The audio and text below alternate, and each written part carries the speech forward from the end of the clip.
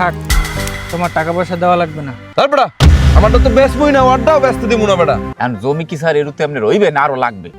এ বেটা, ওই তাড়াতাড়ি করে জায়গা জমি দিয়ে মাপ এগুলো নিয়ে যে হিসাবপত্র করা লাগবে, এই হোটেলের যে এই যে মার্কিং সব করতে হবে, নাইলে তো আমি এখানে কোনো কাজই করতে পারবো না। হয় স্যার, এখনই মাপতে আছে যে সবকিছু লইছি, এখনই মাইপটা এরপরে বাইকে দিচ্ছি কতটুকু আছে। স্যার এই রোদ তো বেশি, আপনি একটু ছাতিটা ধরেন, আমি এই জায়গাটা মাইপটা আইতেছি। বেটা তো গুলো গিয়া আসলে কি কমু। এই যে স্যার হয়ে গেছে স্যার, একটুখানি বাকি আছে স্যার, হয়ে গেছে স্যার। এবার চালু করে ধর বেড়া, স্যার ডাহাড়ি করতে আছে, কিন্তু চালু করে ধর ধর ধর হয়েছে। হ্যাঁ আয়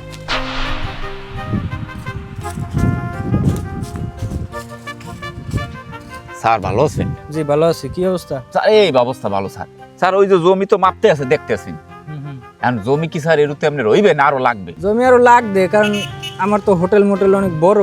হ্যাঁ তোমাদের কি আছে? স্যার এই যে জমিগুলো দেখতেছেন না, একারে ওই সব সব জমি সব আমার ভাইয়ের। ঠিক আছে, তাহলে দেখো তোমার ভাই যদি বিক্রি করে তাহলে আমার সাথে কথা বলাই দাও। স্যার আপনি বইয়েন, আমি লইতে যাই। ঠিক আছে ঠিক আছে, আচ্ছা।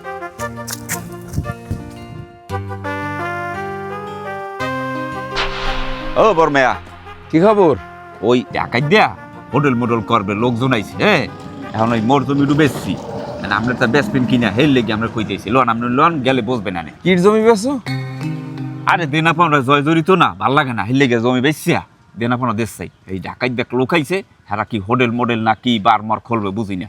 লোন আপনি লদি লদি দেহি। ওই সামনে আন এবারে সাথী কেয়ার মাথা আন, ধরছে। বড় ম্যান চশমাটার সময় খুলিস, বুঝছো? কাম কাজ তো ভালো মতন করো না। রোদ তো স্যার ভুলে গেছে স্যার, আর লাগাম না, চশমা হালাই দিব বলে।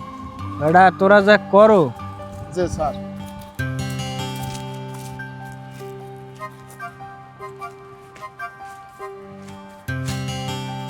এই এই এই ঢাকায় দিয়া যে লোকের কথা কইছি এই কিন্তু আসসালামু আলাইকুম। ওয়ালাইকুম আসসালাম। কিরকম কি রেট মেট দিতে আছেন?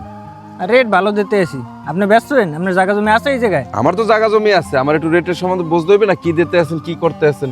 আমি এটা বেচবেন, আমি না বেচলে রেট মেট জিগে লাভ আছে। আমি এটা বেচলে কইবেন, না বেচলে এত পেঁচাইয়েন না। তারপরে আমারটা তো বেচবই না, ওরটাও বেচতে দিব না বেটা।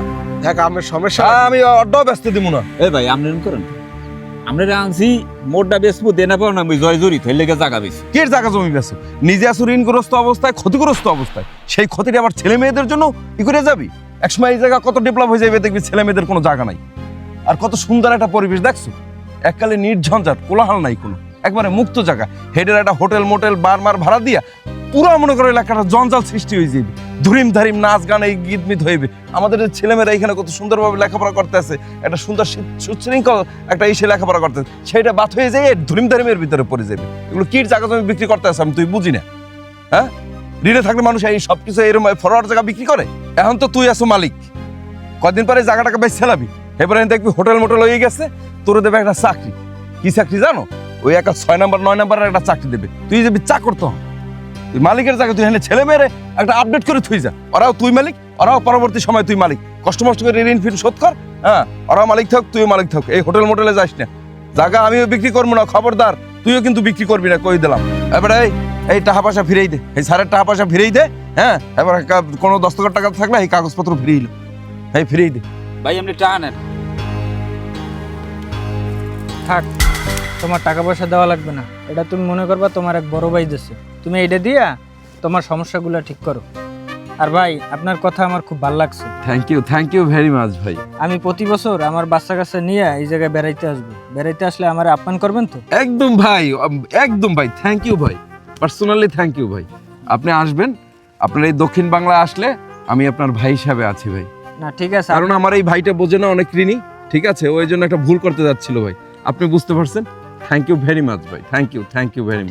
ঠিক আছে, ভালো থাকবেন ভাই, আপনিও ভালো থাকবেন। আর আসবেন কিন্তু ভাই, বউ বাচ্চা সহ অবশ্যই আসবেন। ঠিক আছে, আমি আপনার ভাই আজকে থেকে আচ্ছা অবশ্যই চলো। আসবেন। চলো আমরা আচ্ছা চলো চলো, চেয়ারটা নিয়ে চলো।